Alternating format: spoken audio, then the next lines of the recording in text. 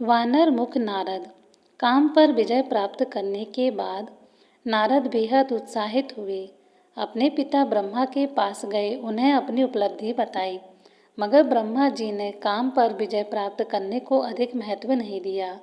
नारद जी इसके बाद शिवलोक में भगवान शिव के पास गए और उन्हें भी अपनी उपलब्धि बताई। मगर शिव ने भी नारद की उपलब्धि पर कोई ध्यान नहीं दिया। उल्टा उन्होंने नारद को इस बात को लेकर भगवान विष्णु के पास न जाने की सलाह दे डाली। देवराज नारद हैरान थे, वे खिन्न थे। उन्हें यह आशा न थी उनकी काम विजय पर उनके पिता ब्रह्मा और शिव प्रसन्न न होंगे। वे शिव को सीधा साधा भोला भाला मानते थे। सभी का कहना था कि शिव का किसी से कोई बैर नहीं, पर ऐसा था नहीं। नारद को विश्वास हो गया था कि उनकी काम विजय ने शिव में ईर्ष्या का संचार कर दिया। वे सोचने लगे, शिव कहाँ जीत पाए थे काम को। काम पर विजय प्राप्त करने की जगह वे तो क्रोध नामक विकार की पकड़ में आ गए थे। तभी तो गुस्से में आकर उन्होंने कामदेव को भस्म कर दिया था। क्या यही है योगी का लक्षण?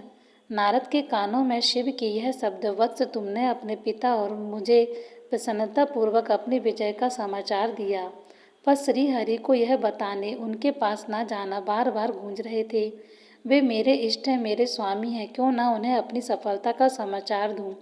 नारद बड़बड़ाए जा रहे थे। इसी चिंतन में ना जाने कब शिवलोक से विष्णु लोक की यात्रा तय हो गई और मार्ग में कौन कौन मिला, नारद को कुछ पता नहीं चला। विष्णु लोक के प्रमुख द्वारपाल जय विजय आश्चर्यचकित थे। उन्होंने नारद जी की ऐसी अस्त व्यस्त दशा इससे पहले कभी न देखी थी। और फिर नारद की वीणा की तारें भी तो मौन थीं। उन्होंने नारद जी को प्रणाम किया। नारद ने उनकी ओर गहरी दृष्टि से देखा। वे जानना चाहते थे कि उनकी विजय का समाचार विष्णु लोक में उनसे पहले ही तो नहीं पहुंच गया। लेकिन ऐसे कोई लक्षण न देख नारद ने अभिवादन के जवाब में सिर्फ अपना सिर हिला दिया।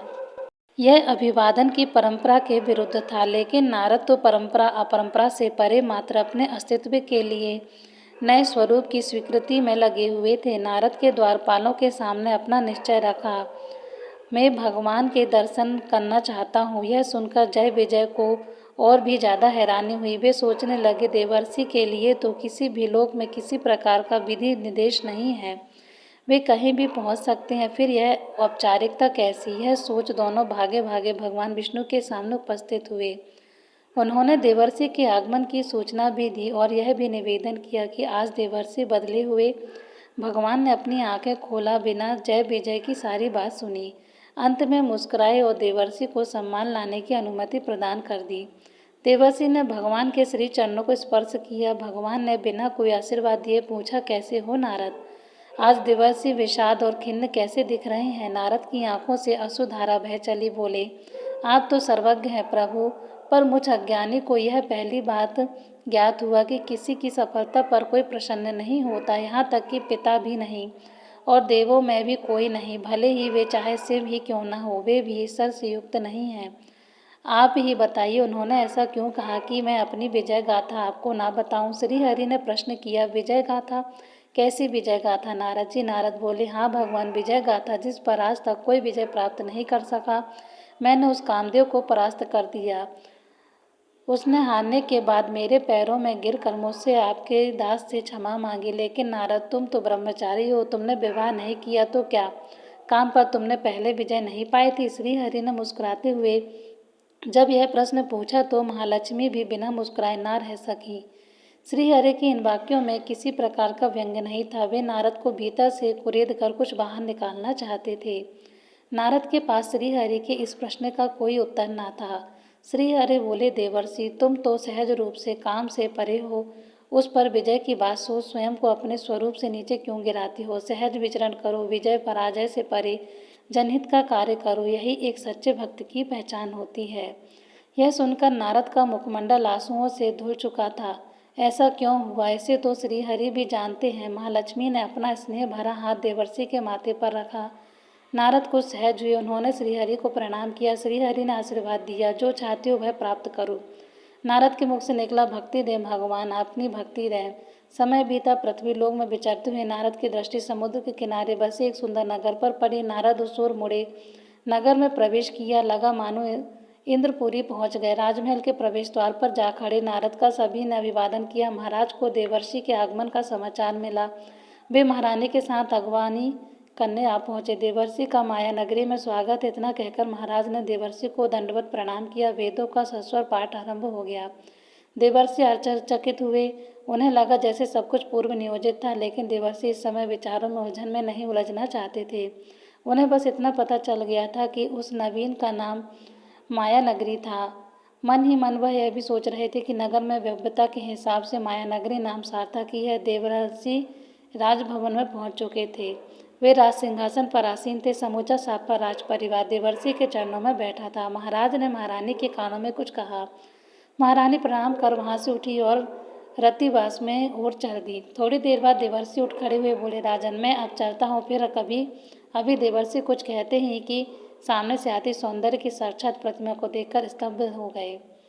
देवर्षि ने ऐसा सौंदर्य तो कभी भी कहीं भी नहीं देखा था। महाराज ने देवर्षि को परिचय देते हुए बताया, भगवान, यह है मेरी पुत्री महालक्ष्मी। राजकुमारी ने देवर्षि को प्रणाम किया। देवर्षि की तंद्रा तो तब टूटी जब महारानी ने निवेदन किया। देवर्षि आशीर्वाद के लिए झुकी और आपकी अनन्य भक्ता महारानी का यह शब्द चौंकाने वाला था। राजकुमारी ने अपनत्व सा दिखाते हुए झठलाते हुए देवर्षि की ओर अपना बायां हाथ चढ़ा दिया और बोली, महर्षि आप तो प्रजापति ब्रह्मा के मानस पुत्र हैं, त्रिकालदर्शी, बताइए मेरा भविष्य कैसा है। पहले बैठने का आग्रह करो, फिर जो चाहती हो पूछो। महारानी ने राजकुमारी को प्यार से भरी डांट दी। देवर्षि कब फिर आसन पर बैठ गए, उन्होंने कुछ पता नहीं चला। उन्होंने राजकुमारी के हाथ पर जब दृष्टि डाली तो वे आश्चर्यचकित रह गए कि ऐसा हाथ तो इससे विवाह करेगा, वह विश्वपति बनेगा।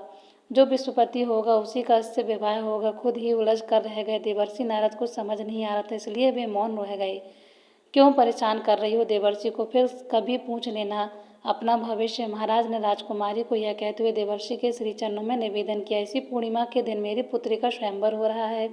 आप आशीर्वाद दें कि यह सुयोग्य वर के गले में जयमाला डाले। आप जानते हैं देवर्षि, यह निर्णय के फल कितने दुष्कर होते हैं। स्वयंवर इसी पूर्णिमा को महालक्ष्मी के हाथों में रेखा है। महालक्ष्मी का भविष्य सभी कुछ समेट लिया था। देवर्षि ने अपने मन मस्तिष्क में उठ खड़े उनके झटपट सारी औपचारिकताएं पूछी।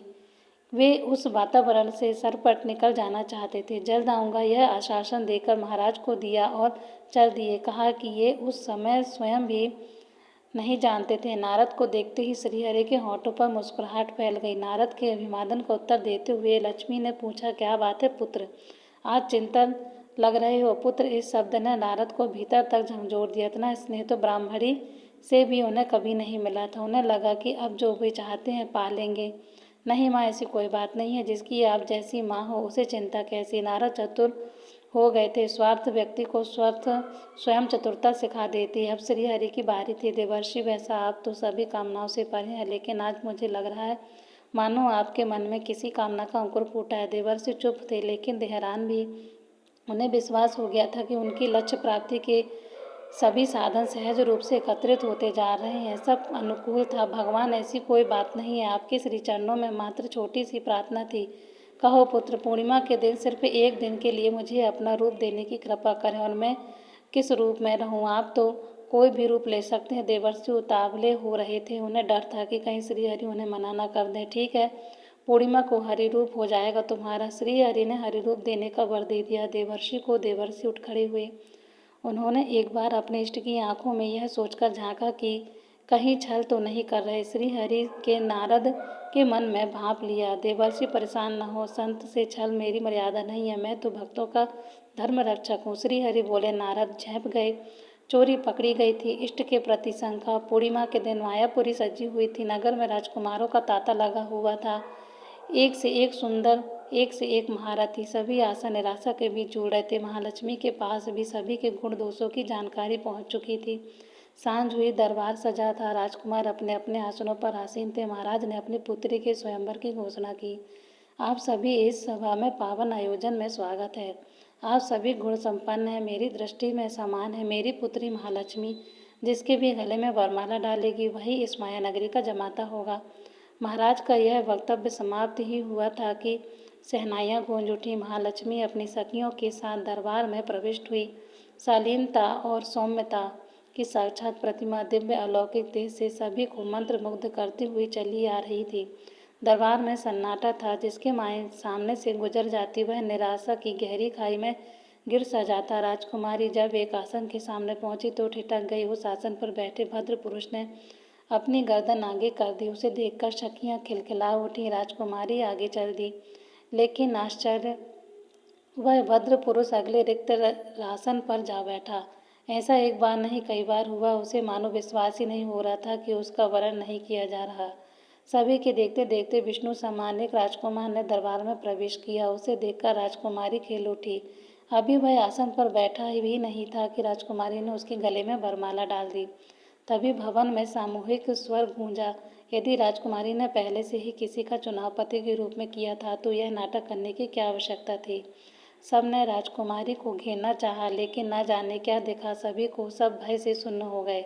नारद बौखलाए हुए थे। उन्हें आश्चर्य था कि श्रीहरि के रूप पर भी राजकुमारी मुग्ध नहीं हुई। कहा गया मोहिनी का वह आकर्षण जिसने शिव को भी मूढ़ बना दिया था। दर्पण में अपना मुंह तो देखिए। हमें तो इस बात पर आश्चर्य है कि आपको इस सभा में द्वारपालों ने आने से कैसे दिया। एक सैनिक ने नारद पर व्यंग्य कसा। यह सुनकर नारद की आंखों से क्रोध की ज्वाला फूटने लगी। सैनिक घबरा गए। फिर साहस करके एक सैनिक ने उन्हें दर्पण थमा दिया। तब नारद की दृष्टि दर्पण पर पड़ी तो वे आश्चर्यचकित रह गए। उनकी मुखाकृति तो वानर की थी। नारद आपे से बाहर हो गए। इतना बड़ा छल अपमान। अब वे विष्णु लोक के मार्ग पर चले जा रहे थे। अभी थोड़ी दूर ही गए होंगे कि श्री विष्णु का रथ दिखाई दिया। नारद की गति वायु सी तीव्र हो गई।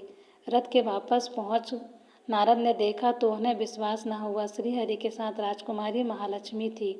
यह क्या श्रीहरि, आपने मुझसे अपने भक्त से घात किया। मैं आपको शाप देता हूँ कि जैसे भी स्त्री ना मिलने के कारण दुखी हुआ, वैसे ही आप भी पत्नी सुख दुख दे पीड़ित रहेंगे। यह सिर्फ क्रोध की अभक्ति नहीं थी, शाप था अपने इष्ट को। काम के बाद काम, क्रोध से भी हार गए नारद। श्रीहरि मुस्कुराए। वत्स, तुम्हारा कथन मुझे स्वीकार है। मैं पत्नी दुख सह लूंगा, पर मुझसे यह नहीं सहा जाएगा कि मेरा भक्त अपने मार्ग से विमुख हो जाए। अब तुम्हें यह बात समझ आ गई होगी कि तुम्हारे पिता ने और सदाशिव ने मुझे काम विजय पर समाचार देने क्यों मना किया था। श्रीहरि के ये शब्द सुनकर देवर्षि की आंखों में माया और अहंकार का पर्दा हट गया था। वे राजकुमारी से नजरें चुरा रहे थे। वत्स, माता पिता को संतान का हित सर्वोपरि है। उनका कार्य है संतान को सही मार्ग पर लाना। यह माँ लक्ष्मी की वाणी थी। नारद ने नजरें उठाकर राजकुमारी की ओर देखा तो देखते ही रह गए। वह राजकुमारी नहीं, माँ लक्ष्मी थी। नारद दोनों के श्री चरणों में गिर पड़े। कथा है कि इसी शाप के कारण विष्णु ने राम अवतार लिया और सीता के विरह में जंगल जंगल भटके, यहाँ तक कि उन्हें अंत में सीता को वन में छोड़ना पड़ा। दोस्तों, कहानी पसंद आई तो वीडियो को लाइक और शेयर जरूर करें। पूरी कहानी सुनने के लिए आप सभी का धन्यवाद।